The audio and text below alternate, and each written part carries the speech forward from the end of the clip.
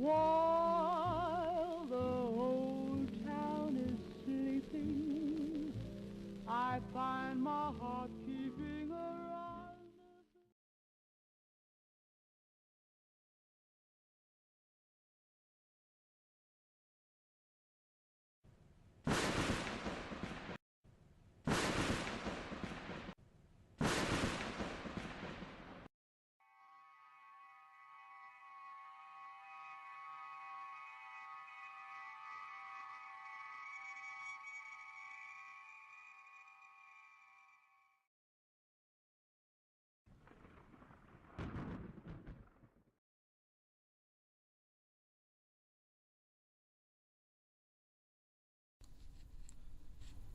Bunson, I think it's about time we had some answers about our mysterious visitor.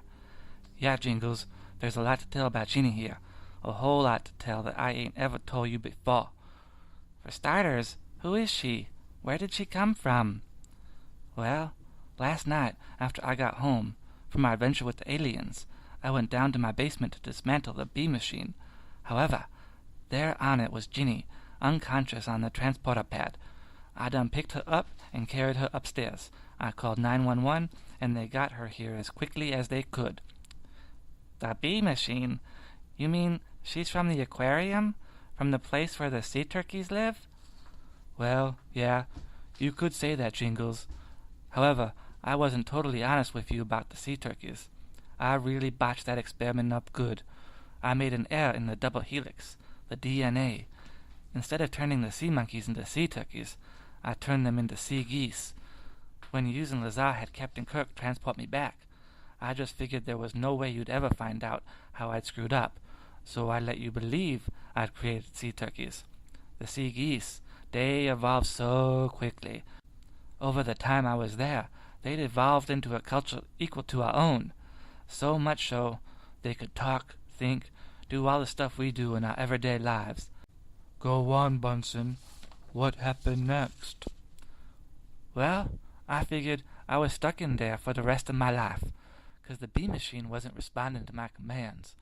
The sea geese evolved so quick, they were all I had, so I lived among them, worked, educated others, and eventually I met Ginny. When yous got me back, I wasn't becoming no god like I told you before. I was too embarrassed to tell yous the truth. I was in a betrothal ceremony with Ginny here. When we's growed up, we's was going to be married to each other. I don't know why I was so embarrassed. I loved Ginny. I shouldn't have been ashamed, but I just didn't know how to tell you both all that went on in the aquarium. I knew you'd think of me as a hothead, always quick to get involved in things I knew nothing about. I guess I just didn't know how to tell you I fell in love, that's all. I knew the bee machine was broken. I was never going to see Ginny again, so I just went to Burger King to drown my sorrows in French fries. Oh, Bunson, you could have told us all this before now. If we'd known what you were going through, we could have helped. I'm not sure how exactly, but we would have listened. Well, it worked out good for the best, I guess. What's happened to us lately has changed me a lot. I feel closer to you both than I have in a long time. So it all come out for the best, at least for us, not Ginny. As to why she's here now, I have no idea. The time difference between our world and that of the aquarium is so large. She should have died long ago, but she's here. I don't know how, but she is. They must have put her in some kind of stasis. And when it seemed like I was never coming back, they just beamed her here. The bee machine is still broken, so I don't know how they got around that. Their science was something fierce when I lived among them. If thousands of years have passed, I can't even imagine what they are capable of. But they got that broken-down bee machine to work long enough to use it one more time. As far as I know, though, it's still broken. Bunson, I checked over the bee machine on my way over here. I don't know what's happened to it, but somehow, some way, new circuits have been made within it. I'm no expert on it, but as far as I could see, it's operational again. Who knows for how long it will remain that way? You could go back in there, but there's no guarantee of success. If the new circuits were to short out, you might simply be beamed into nothingness. Jingles, I made a promise to you and Lazar that I wasn't going to get involved in stuff like this anymore. But I'm going to have to break that promise. I'm sorry, I have no choice. I've got to use the bee machine one more time. I've got to take the risk of fading into nothingness, if it can possibly help Jenny. I don't care what happens to me anymore. All I want is for her to get better. I love her more than anyone in the entire world, Jingles. In light of the circumstances, Bunson, I think we can overlook your promise.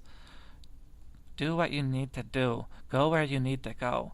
We'll be here with Jenny while you're gone, and we won't leave her side until you return. Yous two are the best friends, the best family anyone ever had. Thank you for all you're doing for Jenny and I. Thank yous both. Time is short. I've got to get to the bee machine before it's too late. I'll be back as fast as I can. Friendship is the bond that keeps us together. It's a bond built by trust, compassion, and empathy. A true friendship lasts, because those in it care about each other and will do whatever they can to help in a crisis. We can be mad or fed up with our families sometimes, but it's our friends, our good friends, who get us through the worst points in life. Bunson and I may have butted heads on many occasions, but we are more than just family. We are friends. That means that no matter what happens between us, we'll still be friends in the end. True friends stick together no matter what. How to make friends. Why, here's Ginger. Ginger is Joey's friend. And here comes Mother. She's a friend, too. Maybe Mother knows how to make friends. Joey asks her. And Mother does have some suggestions. Can you guess what they are? Do you know the secrets of making friends? They are so simple and easy, and Joey wants to remember them. He decides to spell them out with his printing set. Mother thinks that's a good idea. And Ginger wonders what it's all about. And here are Mother's suggestions. Can you read them? Smile and talk to people. Find good things in people. Tell them the good things. Do this all the time. Well, that looks easy enough. And Joey is going to try it out. Next day at school is his first chance. Joey smiles and talks to the others. Say, this doesn't look like the same Joey, does it? Look, Barney and Betty are smiling right back. And the teacher, too. Boy, it's fun to make friends. Maybe Mother knew what she was talking about. Smile and talk to people. That's the first step. But what is the second? Find good things in people. Let's see. What about Fred? What can Joey find that's good about him? Well, that's a hard question for a fellow like Joey, who hasn't watched other people much. Can you find something good about Fred? See how busy he is? He really likes to draw, doesn't he? And he does a good job. That's a fine drawing. Joey thinks so, too. Now he knows something good about Fred. What should Joey do now? Do you remember the third rule? Tell them the good things. But how can Joey do that? He can't just up and say, Fred, that's a good drawing. It's hard to do that. Maybe you don't need that rule to make friends.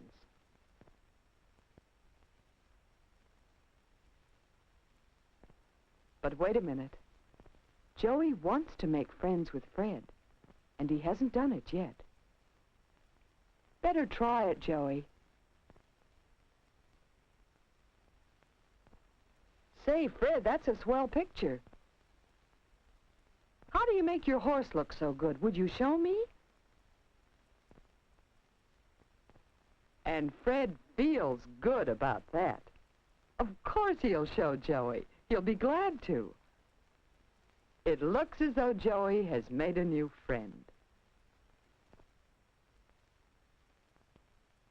All day, things have been going better for Joey. He's still smiling and talking to people, finding good things about people and telling them about the good things.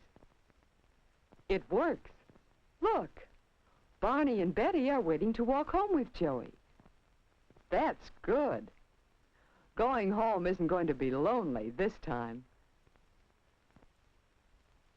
And do you know what they decided on the way home? In a little while, Barney and Betty are coming over to play at Joey's house. Then they'll become even better friends. Now Joey sees someone coming up the walk. Susie, the little girl. She's just a little girl, Joey thinks. No need to be friends with her. But what else did Mother say? Do this all the time. That's right. Smile and talk to her. Well, well, this isn't going to be easy. Better try again. Look for something good about her, Joey. Try to find something nice. Look, Joey, aren't those pretty mittens? And see, she is very proud of them, isn't she? Well, tell her what pretty mittens they are. That makes her smile. Wouldn't it be fun if she could come in Joey's house and play? Would she like to? Of course she would. But first she must ask her mother. She'll come back right away. Joey has certainly learned a lot about the fun of making friends, hasn't he? Remember? Do you remember how Joey took the first step by smiling and talking to other people? How he used the second step and found good things about Fred? How he told Fred about these good things and made friends with him? And remember, Joey did this all the time. Yes, this is the house where Joey lives. Now that Joey has made friends, you don't see him looking out the window anymore. For Joey has found how much fun it is to have friends to play with. Good friends. Joey has also found that our new friends often come to like our old friends. Just as Joey's new friends like Ginger.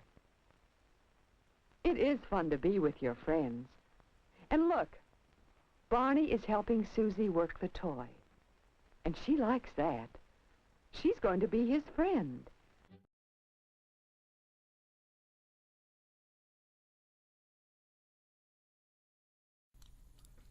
How did my existence come to this? I was the most powerful being in the universe. With my ship, I could go anywhere I wanted, do anything I wanted. I was in complete control of every life, everywhere. The candy of the universe was in my grasp. It was in my hands. I could practically taste it.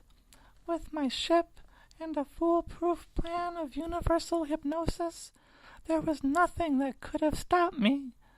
Yet now look at me, Captain Empty, stranded, not on a planet of ice cream. No, that would have been too sweet. Not even on a planet of bagels. As long as there was cream cheese around, it would have been survivable. But no, they send me to a planet of spinach, the most disgusting glop in the universe, and it's all there is to eat on this forsaken world. It's all that little giraffe's fault. It is.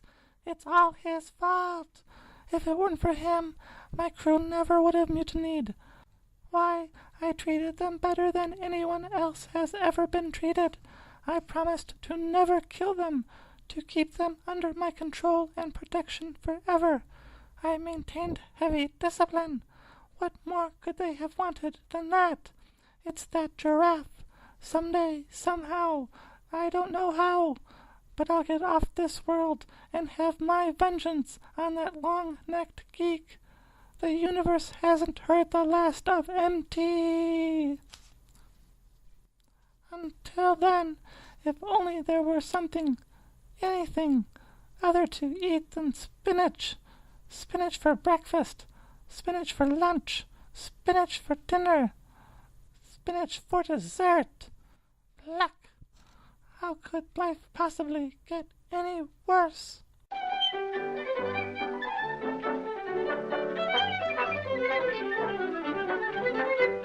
I'm Popeye the Sailor Man.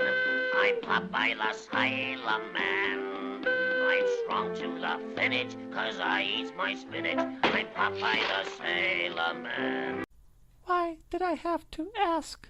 Curse you, fate! He would be here on this world, wouldn't he?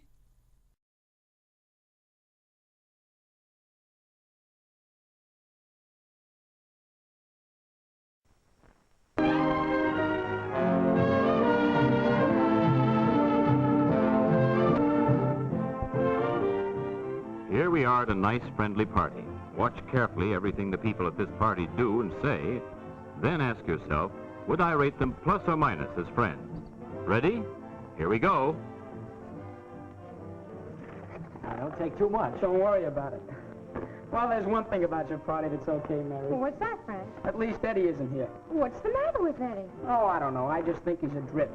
Why, you used to go around with him all the time. I know, but I don't like him anymore. He's always, you know, yeah. He shows off and talks too much. Well, of course, Ed isn't perfect, any more than anybody else.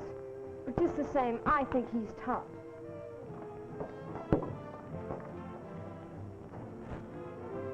Is loyalty one test of friendship? Would you rate Frank plus or minus on loyalty? And how would you rate Mary? Get the idea, audience? In this film, we play a game to find out what sort of friends we like to have and what kind of friends we want to be. Now, here's another scene. Study it carefully because none of these youngsters will do the right thing or the wrong thing every time. It will be up to you to decide. Ready? Yeah. Well, here, let me do it for you, Ethel. Thanks, Phil. That's okay. Cupcake? There's a seat over there if you have everything you want. I certainly do. Tell me, I haven't seen very much of you lately. What have you been doing? Oh, well. That's one way to behave when you're with your friends. Bill appears to be friendly and helpful. His actions are polite. He seems genuinely interested in other people.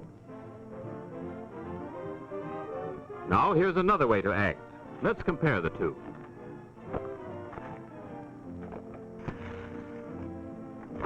Can I help you, Betty? No, thanks, Joe.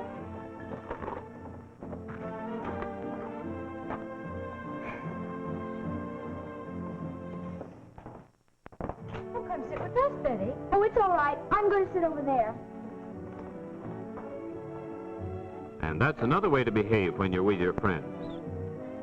Maybe you don't have many friends who eat this way, but you certainly know some who act this way. If Betty were a friend of yours, how would you rate her conduct? Plus or minus? Now do the same for Mary as she comes into the next scene. I'm not interrupting anything, am I? Well, we were talking about school. Oh, but who cares about school? Wait till you hear what I did last week. It's the funniest thing. You'll die when you hear it. And that's another way to behave when you're with your friends. Is it the right way? If so, or if not, why? You know, many things can make or mar a friendship. How would you react to this next scene?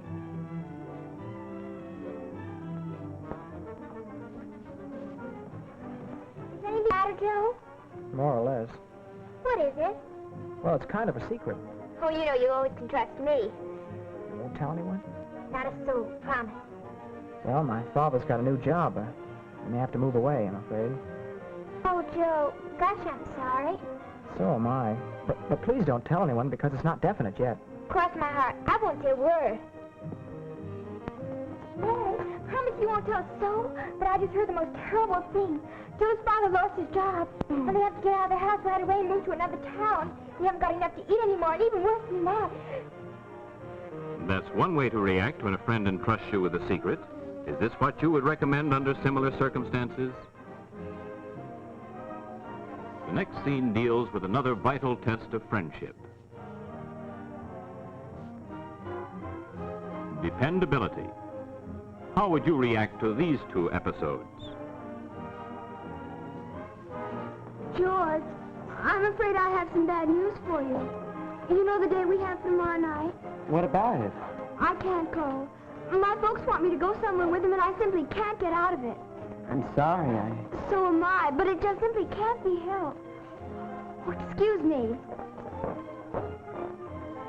Bill. It's okay, I got rid of him. Oh, that's swell. How'd you do it? Oh, it was easy. I just made up a story about having to go somewhere, and he fell for it. Oh, great. Now you and I can go out tomorrow and have some real fun. Sure, come on, let's dance. You've just seen one possible way of behaving toward a friend. Compare what you saw with the episode that follows. Say, Effa, remember that date we have for Friday night? Of course I do, Frank. Well, come on over. I want to talk to you about it. You see, my parents and I and our whole family got an invitation to go on a trip this weekend. So would you mind too much if I broke our date and went along with them? Why not at all, Frank? Thanks. I knew you'd be a pal about it. And we'll have our date a week from Friday, okay? Absolutely okay. And thanks for telling me about it. Was Frank a good friend in this scene? Or was Mary right when she stuck up for Eddie?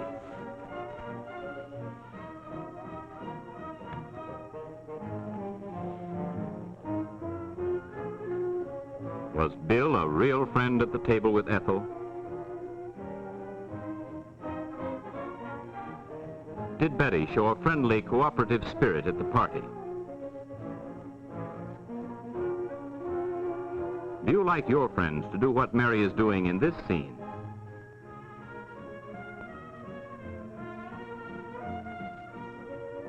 How would you rate Ethel in this test of friendship, plus or minus?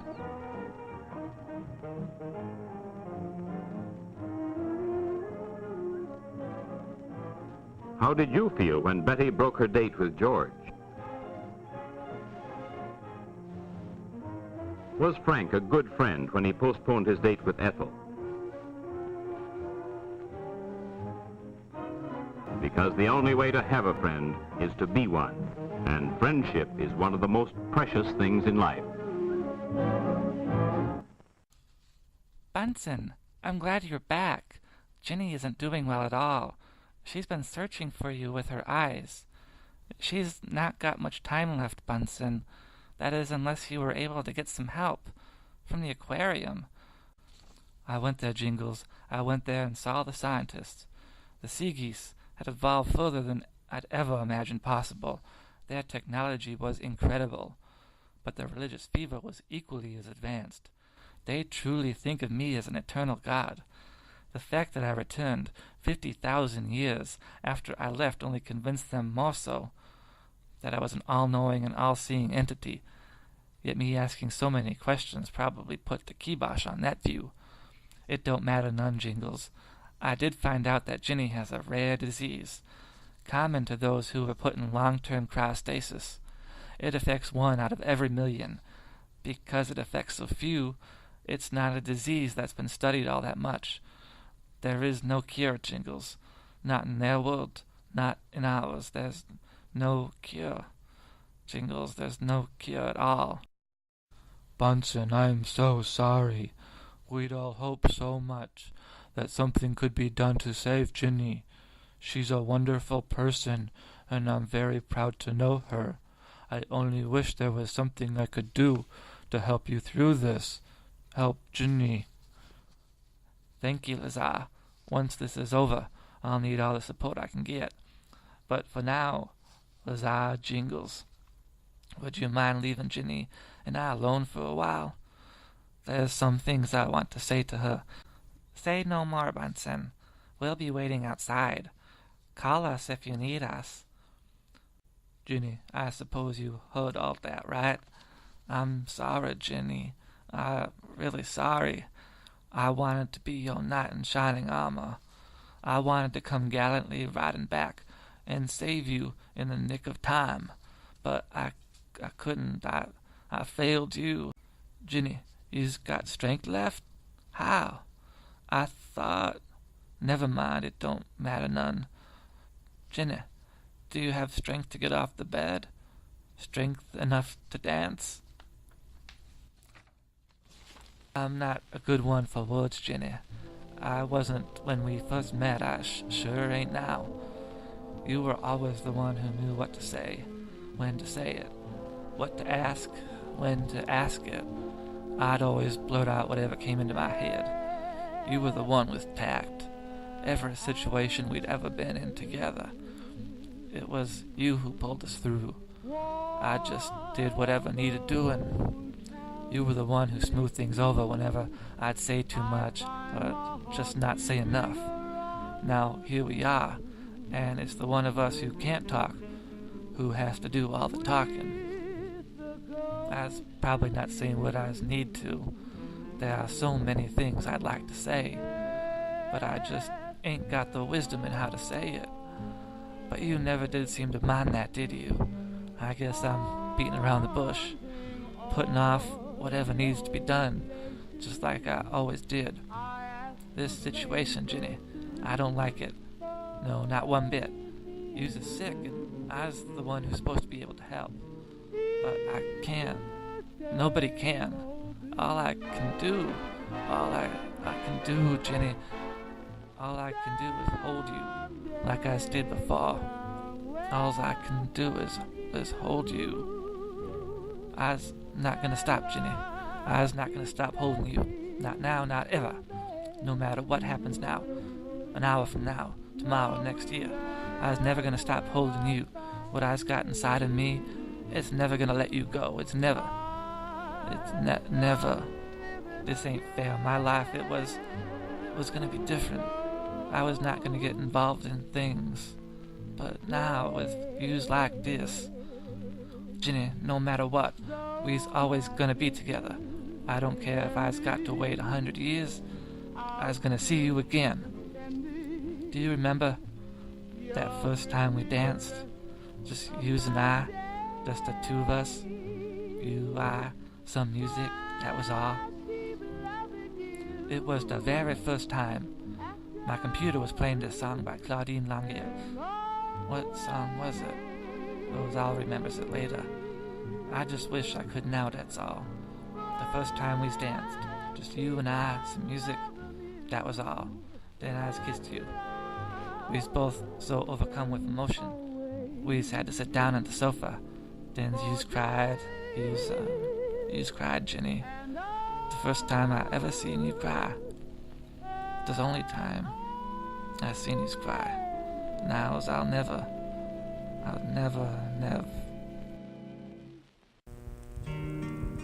Let's just have this one last dance. Let's just dance one more. Just one more memory together. Faded photographs, the feelings all come back. Even now, sometimes you feel so near.